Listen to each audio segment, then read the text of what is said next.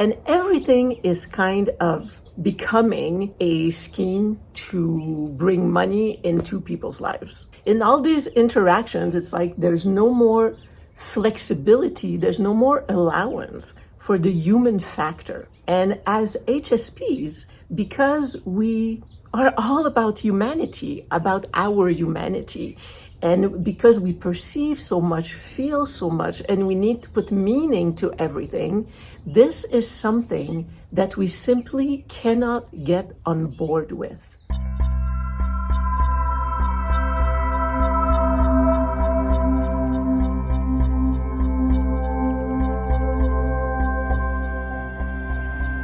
Hello, beautiful. How are you doing today? So a few days ago, I got to thinking about my own, but more broadly, highly sensitive people's relationship with money. And more specifically, the aversion, I will say, about the idea of having to earn a living.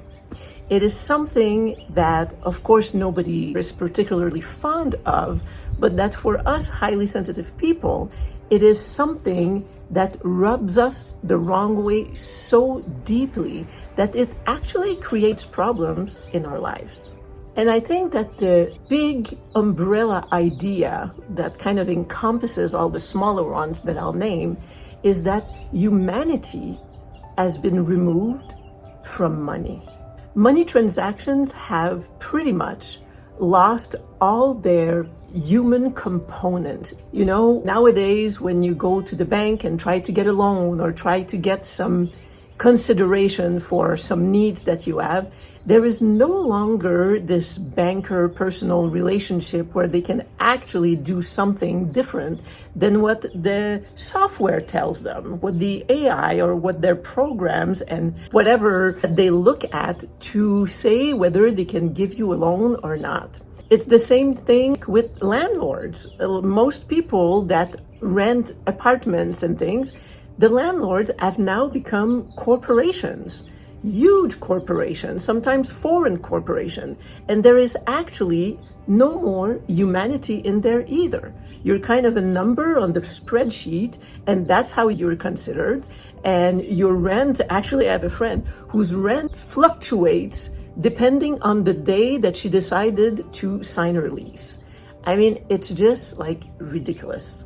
You know, in advertising, in stores, in courses that we register with and all that, there is always a scheme, there is always a tactic, there is always a push for an upsell, there is always something underhanded or just like, well, this is the strategy to get people into your funnel and you sell them this and then you say, oh, but you need to have this and oh, do you want that?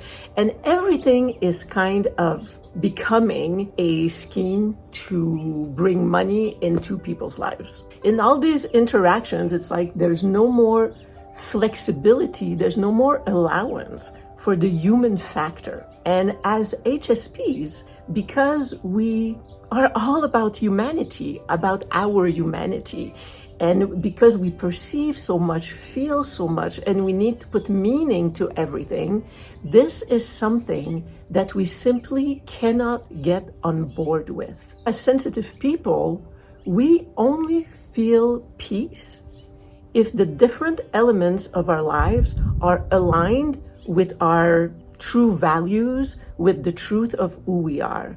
When things are not congruent and just kind of rub the wrong way with who we truly are and what we believe in, it is an actual, like, deep, sometimes physical, certainly psychological and nervous negative reaction that we get when we are faced with these things. That idea of the humanity having been removed not only from money transactions, but just in our daily lives. I'm sure a lot of you have noticed in this world, if you walk on the sidewalk, most people look down, look ahead, look sideways, look on their devices, and there is no more acknowledging of the person that you're passing by. Even on trails, which I find incredible, because if you're in nature, to me, it kind of suggests an openness of the heart. But sometimes in the more popular trails, people pass you by, even if there's nobody else around. I've had people pass me by without even looking at me. Like a couple passing by, me walking by, and I wait until the last minute because I'm kind of waiting to see if something's going to happen. And then they just go by and I say, well, good morning. What a lovely day. I long for, I don't know if I've ever had it, but I miss it in my understanding of how interactions with humans should be, of just crossing paths with somebody or a casual chat and actually asking, how are you? How are you feeling? Is there anything I can do to help you today? Like in the simplest way, we know that when there are big dramas and tragedies, yes, people come together and there is still support there in communities. But just in the everyday normal life, in the simple things, humanity has been taken out of our daily life. And that is something that is so hard for highly sensitive people. And one of the reasons why we actually tend to isolate. And I'm going to talk about this in my next video. When my ex-husband and I moved to Vancouver Island for a couple of years, that was our biggest wonderful realization, was that because it's an island, and I guess islands are a little bit back in time or something like that, because of their isolation perhaps, it was that everybody stopped and talk pretty much wherever you cross path. It was almost funny because whether you're at a register at the store, people would start actual conversations, and then the people in line behind you would not even feel like that was a problem because they chime in and everybody would just start talking, and it was absolutely normal. Everybody on trails always acknowledged and said something more than just hello on the streets everywhere. And that is something that I miss profoundly. But if you ever travel there, you will know. So back to the money thing. There's like 4 points that I want to make. One, another reason that highly sensitive people have a thing about money is that because of the way we're designed, that we're more into the perceiving and feeling and figuring life out and figuring who we are and all that. We start that when we're very young. And most people, life is about doing. You go to school, you get a job, you make the money, you get a house. And then once you have time, you start figuring the existential questions of the world and of your own life. HSPs, we do it backwards. We cannot start, pretty much, I'm generalizing, but we cannot start doing something unless it is sitting on a foundation of the being.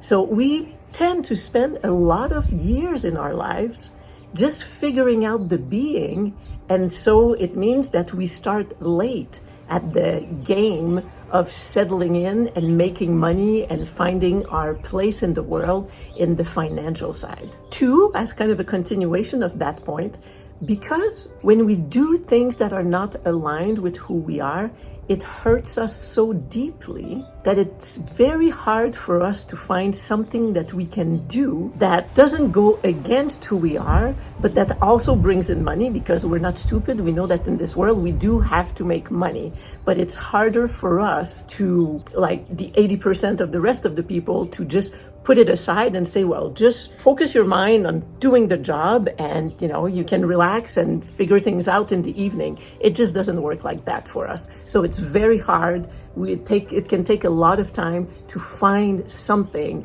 that we can do that is aligned with who we are and doesn't kind of destroy our essence and makes money. Three, that whole job thing. Many of us, because of our overstimulation and overwhelm and that it's too hard to be around people, being in the workplace can be a challenge that for many of us is just impossible to overcome. So we can't just say, yeah, I'll do this job, because the overstimulation just kind of takes it out of the running right off the bat. And four, it's what I mentioned at the beginning of the video. Because money has become dehumanized, it is very hard for us to reconcile our life with money and doing things that are not connected to our humanity. So the moral of this story is that as a highly sensitive person, if you've experienced any of those, don't be so hard on yourself. I know I'm hard on myself. I'm still trying to figure out how to make money here. But we can't be too hard on ourselves because there is an explanation. It's not because we're less than and we're not as smart and we are just kind of can't do the mind over matter thing that we find ourselves in these situations. There is actually an explanation that is physiological, that is due to our nervous system and just how we're designed that creates those situations for us. So let's be kind with ourselves. Also, it's quite possible, because of all the reasons that I listed before, that we may have to create our own business. If we want to keep the isolation, find a way to make money that is aligned with who we are and still have a connection with people, we might have to create something. And I think that's one of the reasons why there are a lot of coaches and people starting their own business.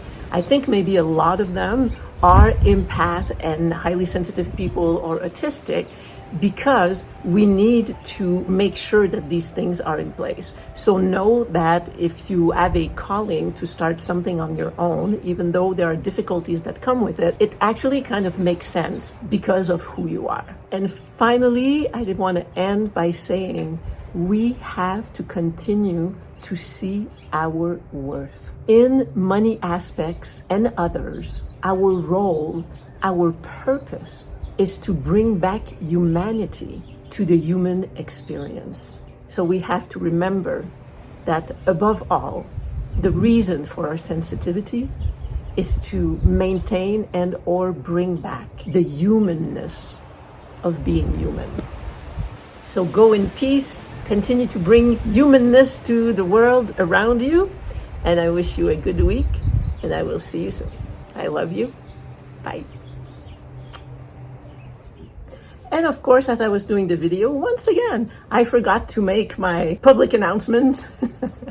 So, one, if you are enjoying the videos, like them, subscribe, share the channel. More people need to hear this stuff. So I'm counting on you. Two, my book, which some of you saw, I posted it under the community tab of the channel, that I finally, oh my God, I have to go get it. Hang on. Yes, I have the actual copy of my book. Yes, it's a beautiful long book. You will be able to enjoy a lot of pages of it. 496 pages. Yes, my dears, it is. So the official launch day is September 15th, and I am thinking of making a group Zoom call. And I would like to know two things, if you could let me know in the comments. Would you attend? And I know the launch date official is on the 15th. It's a Sunday, but would you attend on the Sunday? If so, is it mornings or afternoons that are the best for you? I'm on Pacific time, so try to say what time zone you're in. And or would you prefer a Monday call? And I'm thinking actually of doing both. So I would love to know if some of you are interested, and we could do a Zoom call together and talk a little bit about my book. So let me know, if you'd prefer Sunday or Monday, September 15th or September 16th. Okay, now I'm done. Bye.